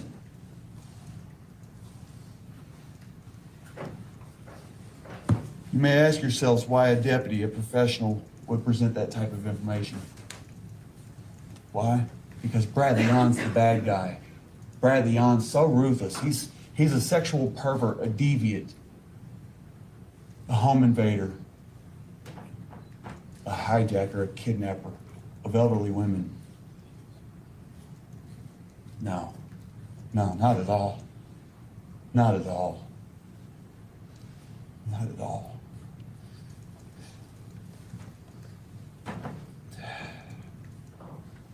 At this point, we don't even have knowledge that there was 3 1-centimeter tears.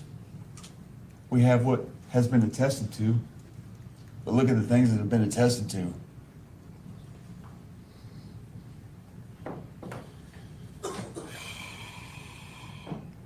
Seems like his two Penetrated with synapses cannabis are size. wearing down a little bit.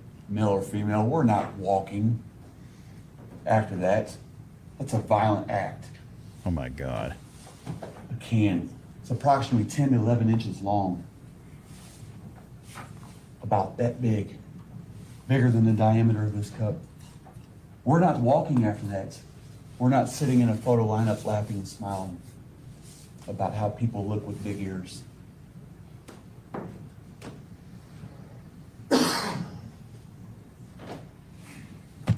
Ice burns. I want to address every issue, and I apologize again. But ice burns, do we wait forever to put them out? We have a 911 call alleged to be made at 6:09 by one person. So now that's a lie too. Do we wait when they give that information of a plate number? Or 6:27 when officers get there and we've had time to figure it out and give them that? Do we wait all the way until approximately 8 o'clock to put an IS burn out? Who's we here? Which is the same thing as a bolo. Be on the lookout. Stop them people. Stop them people from committing crimes. Stop them people from doing these heinous things. Stop them and apprehend them.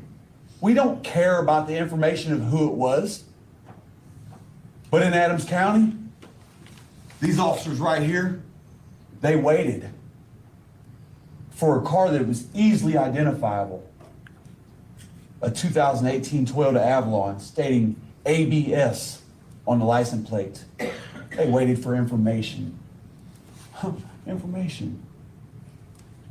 That's like saying, hey, let this child molester go out on bond and commit more crimes and wait to convict him Well, that is the policy in a lot of states. so he can do it more times. But they didn't wait too long on you, fortunately. You're where you You didn't need to get to see be. that evidence either. I tried to draw it out. Try to draw it out. That evidence was in video form. Video form.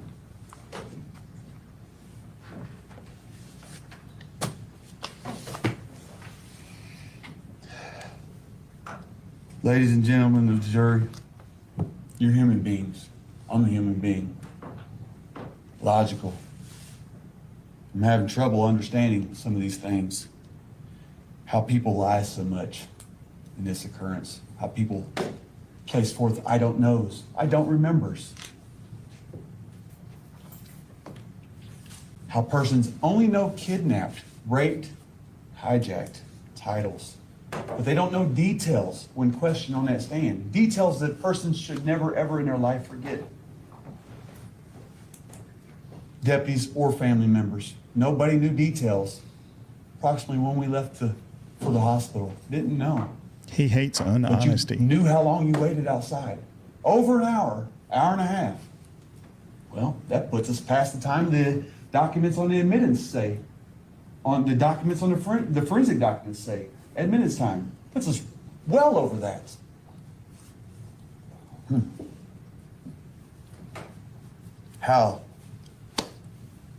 I'm having a hard time understanding how a 911 call was made by a husband in the garage and stated to only be him. How it was made on 11/9/21. How CL was to have bled so much to be seated on a quilt. Her husband Schmidt, how she was seated on a quilt. But that quilt, where's it at? It wasn't taken into evidence. You saw the pictures. Would you like for me to attempt to pull the picture back up? I see 12 jurors shaking their head. No, That quilt in don't color even bother, form? bro. Sandwich Had no getting color red cold. on it. We got to fill these forms out. There's 4 forms, I think. It was not taken into evidence and tested. Got to get these check marks ready for guilty. Belt adjustment. Take into consideration yourselves. Just think of that scene in that home. They only showed right there in the living room area. What criminal violates somebody with these objects and leaves them right there? This one, Right there. that one in the blue shirt, Your Honor, Right there. right there Next to on the screen and stuff. where a woman was brutally raped. I don't even know a dumb criminal that would do that. Right Well, there. I do. It just looks like a setup.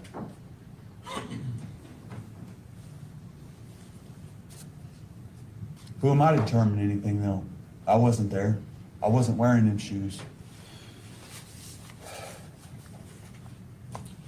Why the pants that could have been filtered with DNA that CO was wearing to the hospital, you heard. Daughter Ilsa Terrell back there. She still has them at home.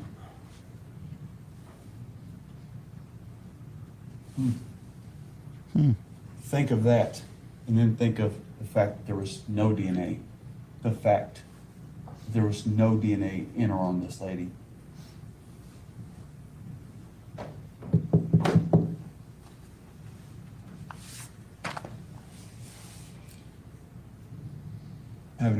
I'm having trouble understanding how 7+ persons were in a scene to have free reign. How deputies assisted CL off that floor. But no one ever said, yeah, I did, when I questioned him. Not a one of them. Violently throwing down them stairs. At 77 years old. If somebody did that to my granny, she's a tough old gal. But she'd probably be hurt with broke bones, lacerations, contusions, bleeding. She may be dead. That's a standard 9-foot drop if you're going straight down. But to tumble downstairs, be thrown downstairs, ask yourselves what that would do to you. I'm a tough youngster, 36 years old. God. That would harm me. That would harm me a lot. He's a Be youngster. violently thrown downstairs.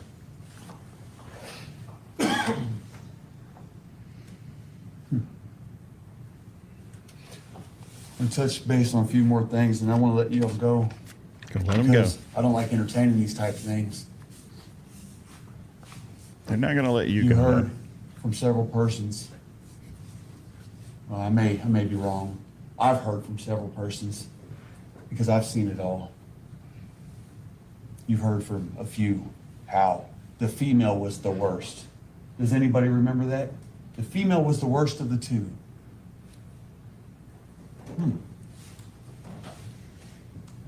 The female was the worst of the two. Everything you're hearing from me is facts that has been presented, except for a couple inferences I have made. But they're facts. They derive from facts. Anything I state here today derives from facts of a discovery put together, not factual happenings. You heard that the female was the worst of the two.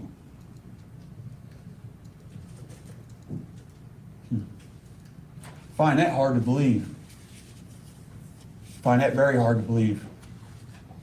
I would expect myself if Joe was to rape Sally, brutally beat her, and throw her down the stairs, and Joe had an accomplice who walked around going through items, threatening, I would expect that Joe was still worse than the accomplice. Brutally beat, raped. But the female was worse. Call him back up on the stand and ask him again. Ask them all who was worse. Some That's news coming here. from, excuse my analogy, but the horse's mouth. I think we can surmise what it probably is. I have a hard time understanding still that the state has presented that I'm in StreamYard. I don't know how to do railroad polls. spike. But the only deputy who really went to the scene said kitchen utensil. If you look back on all the testimony, there was more I don't knows or I don't recalls than anything else. Supposed to be one of the most ridiculous and rememberable criminal acts locally ever.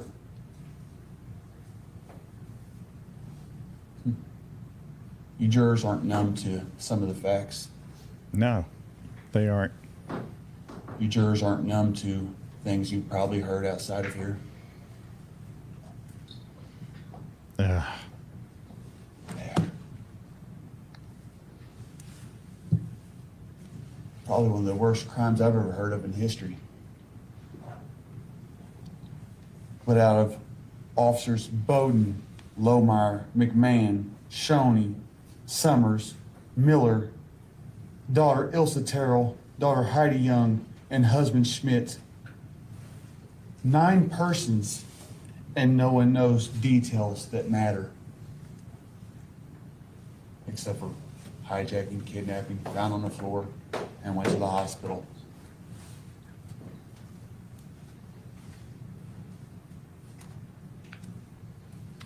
They just want a man's life taken.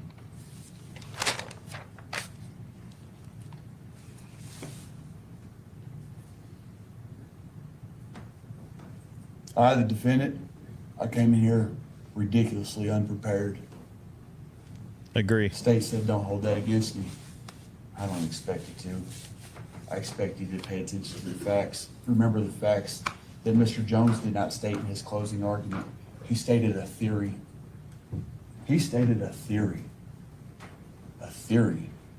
Yeah, they'll probably Does set he know the sentencing truth? later. That's usually how it goes. Does that man, Mr. Schmidt, back there even know the truth? No. No. Does anyone know the truth? Apparently only you, No. according to you. Person that knows the truth is gone. And I feel for that family back there. I feel for them. Because if somebody would have really done these things to my grandmother, I'd be in a killing mode. A killing mode. I feel for what they've been led to be believed.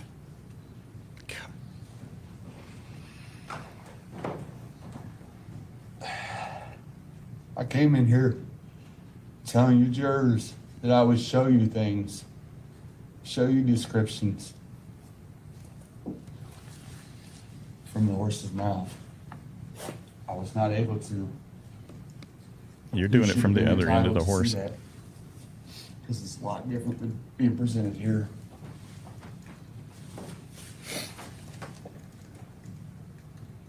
A high level of reasonable doubt is what you've seen today. You've seen things placed together. Want to know what you did not see? Something the state says they had. A co-defendant who's sitting right over in that jail. Why did you not see her? Why not? Ask yourself. I can't say it's against court rules. Although I should, and I will. She's a liar. She did some stupid, stupid things when she shouldn't have. Okay. I asked you jurors here today to be logical. I value you for your time. I do, because myself, I don't know if I'd be able to sit through this and listen to this shit. Excuse me, I apologize, man. I don't know if I'd be able to sit through here and listen to this like y'all have.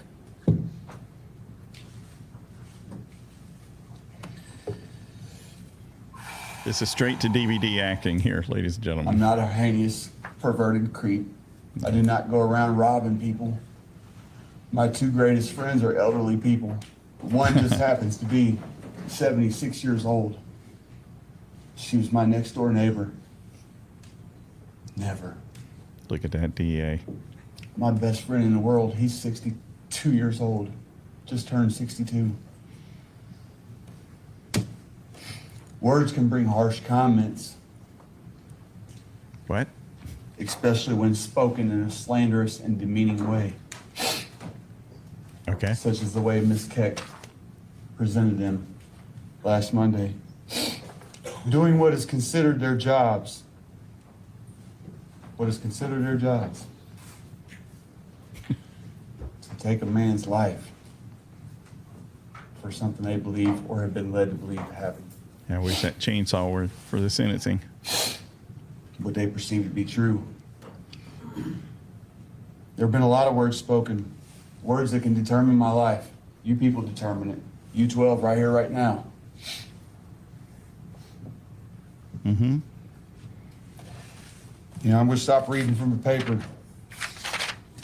Although I'm not really reading from it. I'm going to read from the heart. Because that's who I am. People laugh. Yeah, People think it's a joke. it is. Really. Yes. You are a joke. They have their opinions. True. I've always been a caring person, considerate, loving. My mama taught me better than this. She didn't teach me to go out here and do these things, nor did I do them. Please stop, man. Please stop, man. You've been presented with some very sick things. Very sick. Things that are not true. Experts. Experts can attest to what they believe. What they believe.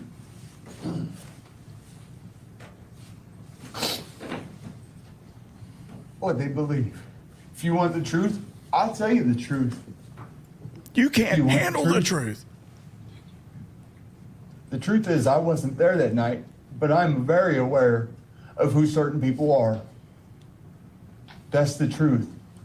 The truth would hurt people in this courtroom today.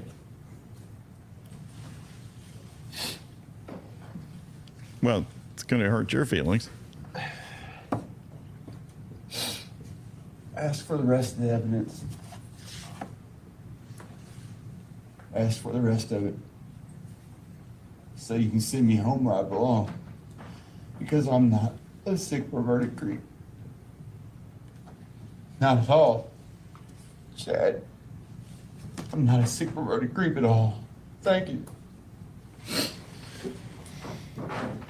Check for Mr. Jones. Mr. Jones, would you like to follow the sick perverted creep with some comments? Yes, Your Honor. I would. I'd like to Your dunk Honor. on him now, Your Honor. I want to clear up a couple of things first, and I know it's been a long day and I won't be long, but I do have a couple of things that I want to clear up. First of all, it's pronounced heinous, not heinous. Secondly, we have rules of evidence. And everybody who's in this courtroom has to follow the rules of evidence. We have to follow the rules of evidence. The defendant is of the opinion that he shouldn't have to. Just like the rules of society didn't apply to him when he decided to rape a 77-year-old grandma. He has no more respect for the rules of evidence than he does for the rules of our society. And then he comes up in front of you and he says a 77-year-old woman had sex. Good for her. I hope when I'm 77, I can say that I had sex 3 days ago. Big whoop. Big whoop. You know, defendant said it's his life on the line. The other day, an attorney in our office came up to me and Miss Kathy, and he said, I feel sorry for you guys.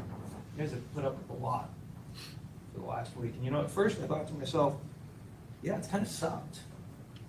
Last 5 or 6 days, the last hour and 15 minutes, it's kind of sucked.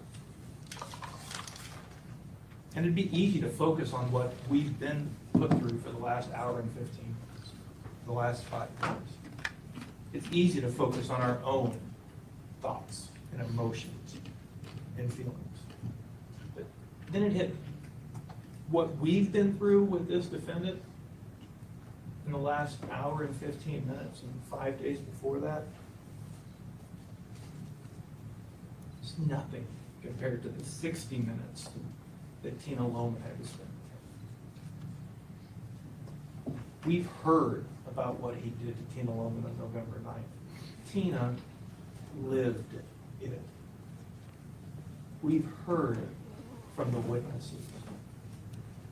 We've seen the photographs of what that defendant did to her body. We've seen the tear and the bruises and the bleeding. Tina felt it. She felt every tear. She felt every bruise. She felt every burn, every second of every day of every minute for the rest of her life. When this trial's over, after you've reached your verdict, we all get to go home. We get to move on with our lives. Go home to our husbands, our wives, our loved ones, our children, our family. We get a chance to try to forget what we've seen in the last 5 days, forget what we've heard. We get to move on to the next case. Tina never got that chance. She didn't get a chance to hear. She didn't get a chance to see that man be held accountable for what he did to her. On November 9th, 2021, Tina was on the side of a lonely, dark country road looking for help. But instead of help, that man showed up. And we know what happened to Tina in the next 60 minutes. Today, Tina doesn't need help. She needs justice. And unlike what happened on November 9th, the right person, the right 12 people are going to show up and do exactly that. Go back to that jury room, pick a foreman, sign the verdict forms, and come back here and tell that man, in Adams County, we hold criminals accountable. Thank you. Members of the jury, the evidence and arguments in this case have been completed. I will now instruct you as to the law. Yes, and the jury too. The law that applies to this case is stated in these instructions, and it is your duty to follow all of them. You must not single out certain instructions. All right, so I'm going to end this because the verdict, I'm told, is in and that he's been found guilty, so it'd be cool to go check that out. Appreciate everybody stopping in to watch this. I wanted to watch the closing arguments and see just how much of a loser this guy was. And in terms of scraping the bottom of the barrel of loserdom, he did not disappoint. So thanks again for everybody. And we'll talk to you guys later on in the week on some other things. But I'm going to go, like a lot of you probably, and check out this verdict real quick because it's good to hear that it happened. That's it. Thanks. Bye.